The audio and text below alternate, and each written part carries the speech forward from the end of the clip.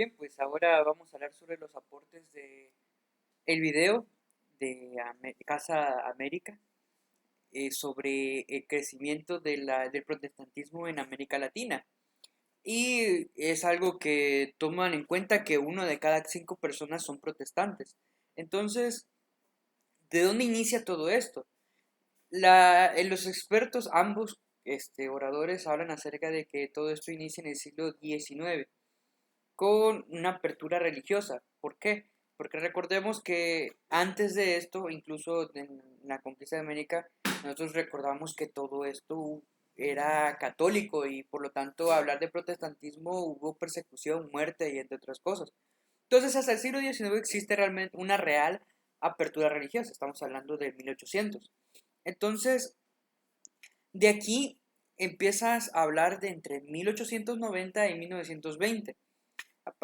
Aparentemente en Brasil en los años 20 es el primer país en el que se empieza a ver una apertura a gran escala sobre el protestantismo, ya que había inmigrantes. Nosotros tenemos que recordar que hubo un comunismo bastante dictatorial, por lo tanto eran perseguidos muchos protestantes del lado de Europa, del lado eurasiático, venían hacia acá.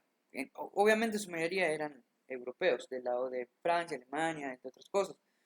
Entonces, estos, al llegar acá, venían obviamente con sus propias creencias e ideas e información. Y poco a poco fueron entrando y llegando. Ahora, por ejemplo, cómo fue en lugares como México que llegó el protestantismo? Bueno, llegó por Estados Unidos. Tenemos que tomar en cuenta que en Estados Unidos el protestantismo empezó con los 1850 con los puritanos ingleses. Entonces, realmente América siempre fue protestante. Em, Sin embargo, hoy en día nosotros vemos el protestantismo como algo diferente. ¿A qué nos estamos refiriendo?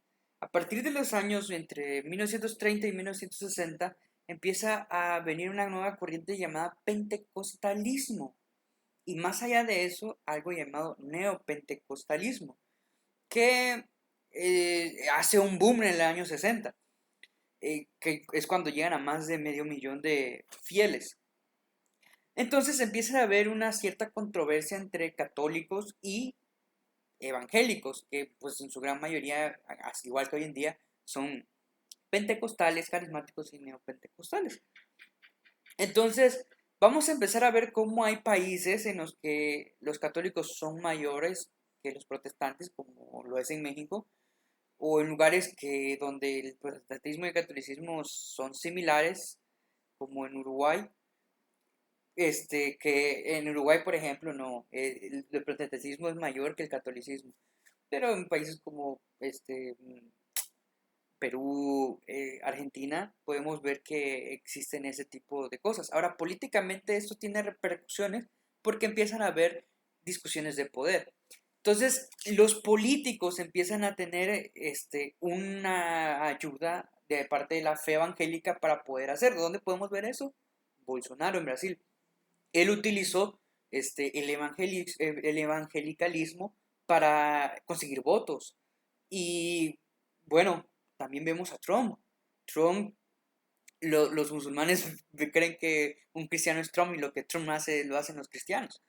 Entonces, nosotros a partir de eso nos damos cuenta que políticamente hay algo muy fuerte. Pero también nosotros tenemos que ver cómo los sectores populares empiezan a agarrar a los negros, a los ricos, a los pobres en un principio en los años 20 y ahora el auge está en la teología de la prosperidad, que viene no para de sufrir, entre otras cosas. Y van engañando a la gente que no tiene de hecho dinero, que lo den todo y Dios los va a bendecir en esta vida. Y pierden el enfoque de la vida eterna o la esperanza venidera en Cristo Jesús. Y el problema cuál es, el fundamentalismo. La iglesia presbiteriana fue fundamentalista, pero ya no más. ¿Qué es el fundamentalismo? El fundamentalismo cree cosas buenas como la inerrancia bíblica, como la historicidad de Cristo, el nacimiento virginal, entre otras cosas, pero tiene muchos problemas, porque esencialmente, en lo que personalmente me molesta, es que no cree en la ciencia. la ciencia es enemiga del cristianismo. Entonces, esos empiezan a tener una corriente y vamos a ver que en América Latina, a excepción de México y Uruguay, el cristianismo normalmente es sinónimo de irracionalidad. Y ahora los pastores se volvieron empresarios y estas empresas son de diezmos y ofrendas. Y vemos que esto solamente sucede en América Latina por su contexto histórico de conquistados. Pues espero que de alguna forma haya ayudado esto en algo, pero pues el 81% de los católicos convertidos suelen contestar que son ahora protestantes por una experiencia religiosa que no tenían en la católica. Algo que tiene que ver más con el culto que con Cristo mismo.